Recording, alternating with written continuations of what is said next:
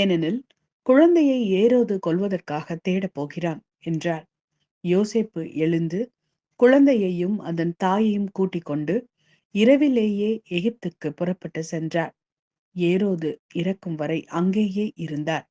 இவ்வாறு எகிப்திலிருந்து என் மகனை அழைத்து வந்தேன் என்று இறைவாக்கினர் வாயிலாக ஆண்டவர் உரைத்தது நிறைவேறியது.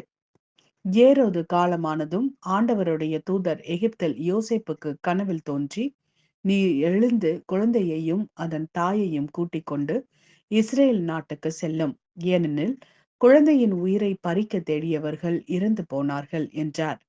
எனவே யோசேப்பு எழுந்து குழந்தையையும் அதன் தாயையும் கூட்டிக் கொண்டு இஸ்ரேல் நாட்டுக்கு வந்து சேர்ந்தார். ஆனால் யூதேயாவில் அர்கேலா தன் தந்தைக்கு பின் அரசாளுவதாக கேள்விப்பட்டு அங்கே போக அவர் அஞ்சினார். கனவில் எச்சரிக்கப்பட்டு கலிலேய பகுதிக்கு புறப்பட்டு சென்றார். அங்கு அவர் நாசரேத் எனப்படும் ஊருக்கு சென்று அங்கு குடியிருந்தார். இவ்வாறு நசரேயன் என அழைக்கப்படுவார் என்று இறைவாக்கினர் உரைத்தது நிறைவேறியது. இது கிறிஸ்து வழங்கும் நற்செய்தி. கிறிஸ்துவே உமக்கு புகழ். முதல் வாசகம். ஆண்டவருக்கு அஞ்சுகிறவன் தாய் தந்தையரை மதிக்கிறான். சீராக்கின் ஞான நூலிலிருந்து வாசகம். அதிகாரம் 3, திருவசனங்கள் 2 முதல் 7 மற்றும் 12 முதல் 14 வரை. பிள்ளைகளை விட தந்தையரை ஆண்டவர் மிகுதியாக மேன்மைப்படுத்தியுள்ளார். பிள்ளைகள் மீது அன்னையருக்குள்ள உரிமைகளை உறுதிப்படுத்தியுள்ளார். தந்தையரை மதிப்போர் பாவங்களுக்கு கழுவாய் தேடிக் கொள்கின்றனர். அன்னையரை மேன்மைப்படுத்துவோர் செல்வம் திரட்டி வைப்போருக்கு ஒப்பாவர். தந்தையரை மதிப்போருக்கு தங்கள் பிள்ளைகளால் மகிழ்ச்சி கிட்டும். அவர்களுடைய மன்றாட்டு கேட்கப்படும். தந்தையரை மேன்மைப்படுத்துவோர் நீடு வாழ்வர். ஆண்டவருக்கு பணிந்து நடப்போர் தங்கள் அன்னையருக்கு மதிப்பளிப்பர். தலைவர்கள் கீழ் பணியாளர்கள் போல் அவர்கள் தங்கள் பெற்றோருக்கு பணி செய்வார்கள். குழந்தாய், உன் தந்தையின் முதுமையில் அவருக்கு உதவு. அவரது வாழ்நாள் எல்லாம் அவரது உள்ளத்தை புண்படுத்தாதே. அவரது அறிவாற்றல் குறைந்தாலும் பொறுமையை கடைப்பிடி. நீ இளமை மிடுக்கில் இருப்பதால் அவரை இகழாதே. தந்தைக்கு காட்டும் பரிவு மறக்கப்படாது. அது உன் பாவங்களுக்கு கழுவாயாக விளங்கும். இது ஆண்டவரின் அருள்வாக்கு. இறைவா, உமக்கு நன்றி. இரண்டாம் வாசகம். ஆண்டவருக்கு உகந்த குடும்ப வாழ்க்கை. திருத்தூதர் பவுல் கொலோசியருக்கு எழுதிய திருமுகத்திலிருந்து வாசகம். அதிகாரம் 3, திருவசனங்கள் 12 முதல் 21 வரை. சகோதரர் சகோதரிகளே, நீங்கள் கடவுளால் தேர்ந்து கொள்ளப்பட்டவர்கள், அவரது அன்புக்குரிய இறைமக்கள். எனவே அதற்கு இசைய பரிவு, இரக்கம், நல்லெண்ணம், மனத்தாழ்மை, கனிவு, பொறுமை ஆகிய பண்புகளால் உங்களை அணி செய்யுங்கள். ஒருவரை ஒருவர் பொறுத்து கொள்ளுங்கள். ஒருவரை பற்றி ஒருவருக்கு ஏதாவது முறையீடு இருந்தால் மன்னியுங்கள்.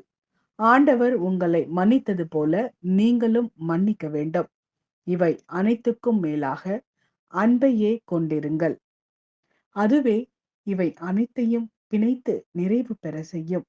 கிறிஸ்து அருளும் அமைதி உங்கள் உள்ளங்களை நெறிப்படுத்துவதாக. இவ்வமைதிக்கென்றே நீங்கள் ஒரே உடலின் உறுப்புகளாக இருக்க அழைக்கப்பட்டீர்கள். நன்றி உள்ளவர்களாய் இருங்கள். கிறிஸ்துவை பற்றிய நற்செய்தி உங்களுக்குள் நிறைவாக குடிகொள்வதாக. முழு ஞானத்தோடு ஒருவருக்கொருவர் கற்பித்து அறிவுரை கூறுங்கள். திருப்பாடல்களையும் புகழ்பாக்களையும் ஆவிக்குரிய பாடல்களையும் நன்றியோடு உளமாற பாடி கடவுளை போற்றுங்கள்.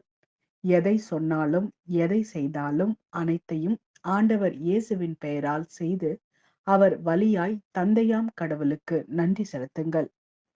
திருமணமான பெண்களே, உங்கள் கணவருக்கு நீங்கள் பணிந்திருங்கள். ஆண்டவரை சார்ந்து வாழ்வோருக்கு இதுவே தகும். திருமணமான ஆண்களே, உங்கள் மனைவியரிடம் அன்பு செலுத்துங்கள். அவர்களை கொடுமைப்படுத்தாதீர்கள். பிள்ளைகளை உங்கள் பெற்றோருக்கு முற்றிலும் கீழ்ப்படியுங்கள். ஆண்டவரை சார்ந்தவர்களுக்கு இதுவே தகும். பெற்றோர்களே, உங்கள் பிள்ளைகளுக்கு எரிச்சல் மூட்டாதீர்கள். அப்படி செய்தால் அவர்கள் மனம் தளர்ந்து போவார்கள். இது ஆண்டவரின் அருள்வாக்கு. இறைவா, உமக்கு நன்றி. நற்செய்தி வாசகம். குழந்தையையும் அதன் தாயையும் கூட்டிக் கொண்டு எகிப்துக்கு தப்பி ஓடி செல்லும். மத்தேயு எழுதிய நற்செய்தியிலிருந்து வாசகம். அதிகாரம் 2, திருவசனங்கள் 13 முதல் 15 மற்றும் 19 முதல் 23 வரை. ஞானிகள் திரும்பி சென்ற பின் ஆண்டவருடைய தூதர் யோசேப்புக்கு கனவில் தோன்றி, நீர் எழுந்து குழந்தையையும் அதன் தாயையும் கூட்டிக் கொண்டு எகிப்துக்கு தப்பி ஓடி செல்லும். நான் உமக்கு சொல்லும் வரை அங்கேயே இரும்.